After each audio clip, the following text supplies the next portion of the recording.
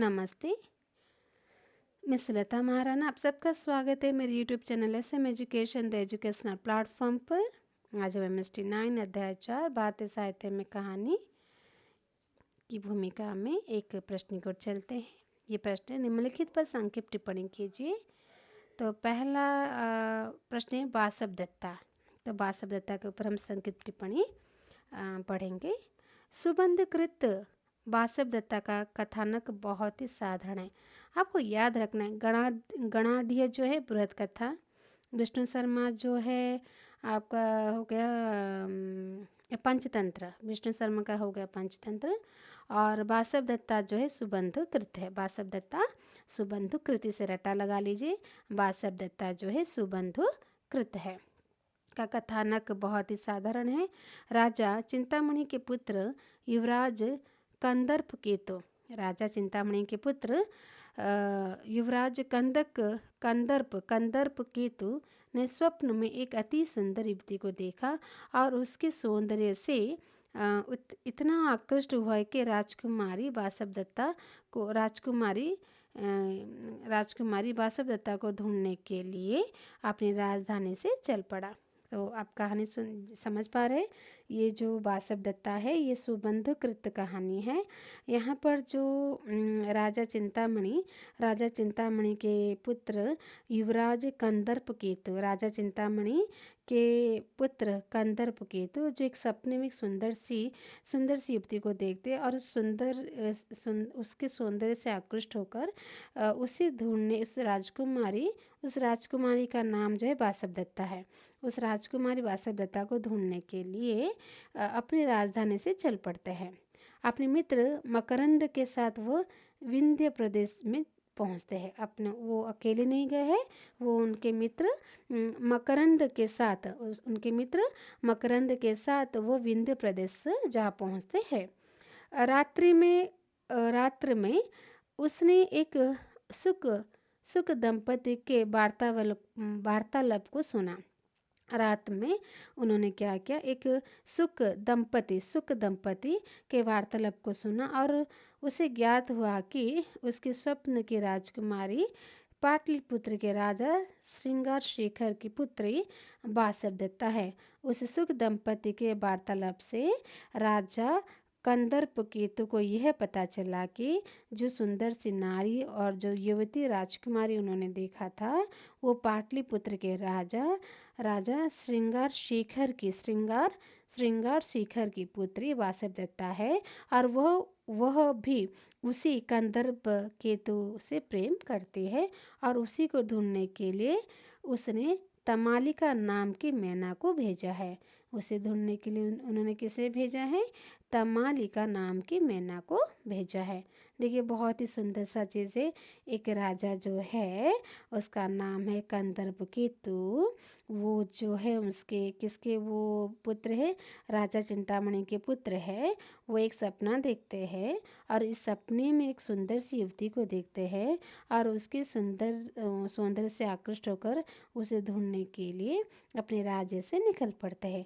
और वो अकेले नहीं जाते हैं, वो अपने एक दोस्त मकरंद को लेकर जाते हैं और इस तरह से वो जब जाते हैं तो एक रात हो जाती है और वो रात में एक सुख दंपति के वार्तालाप से उन्हें प्राप्त होता है कि वो सुंदर सी युवती जो वासव दत्ता है वो पाटलिपुत्र के राजा श्रृंगार शेखर की पुत्री है और वो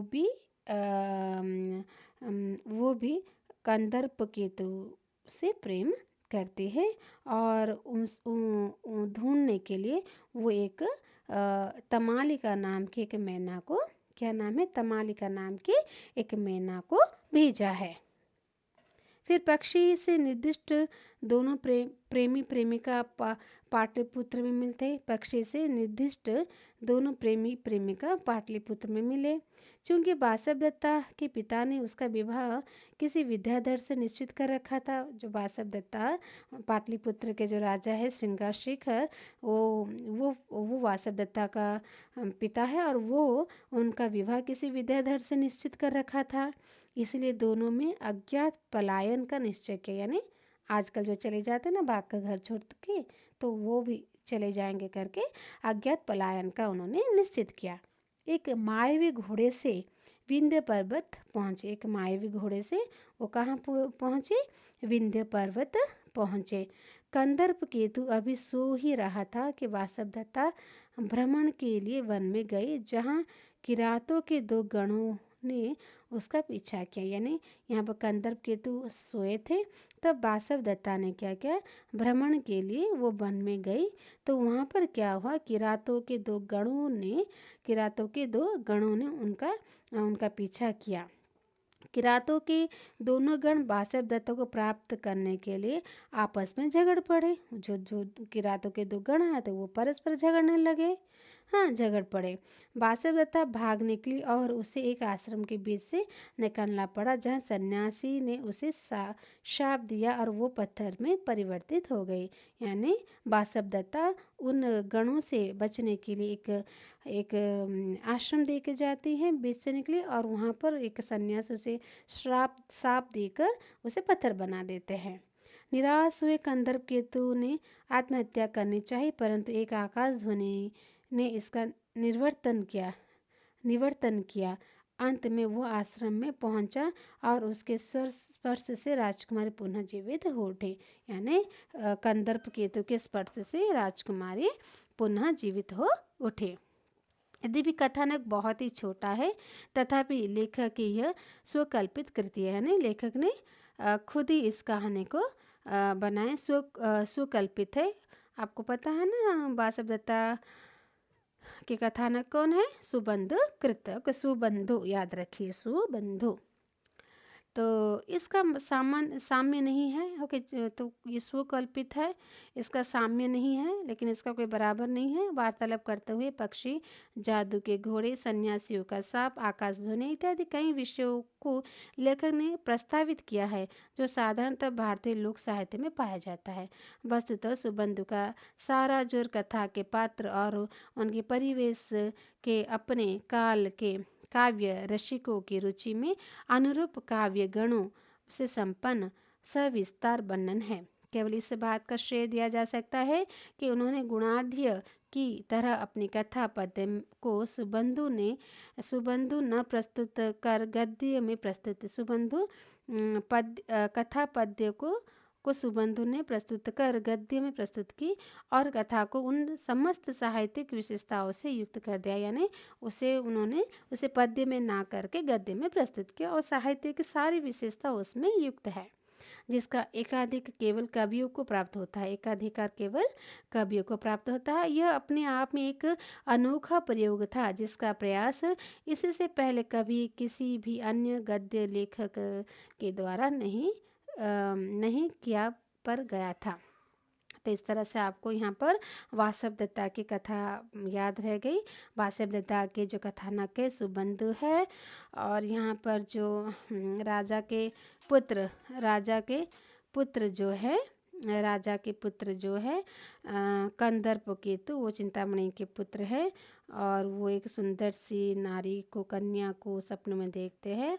उसका नाम वासवदत्ता है। उसे प्राप्त करने के लिए वो अपने देश को छोड़कर अपने एक